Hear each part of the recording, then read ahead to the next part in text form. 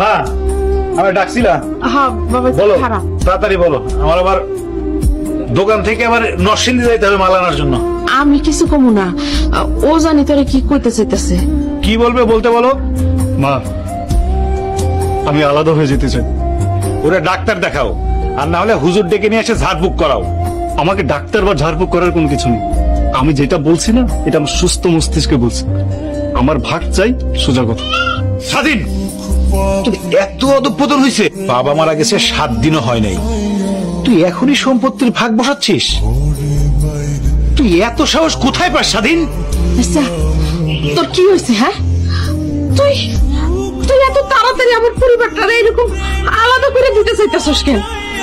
যেখানে মায়ের গর্ভ থেকে সন্তান ভূমিষ্ঠ হয়ে আলাদা হয়ে যায়, সেখানে ভাইয়ে ভাইয়ে আলাদা হবে, এটা তো অস্বাভাবিক কিছু না। তাই বলে কি তুই এই সম্পত্তি ভাগাভাগি নিয়ে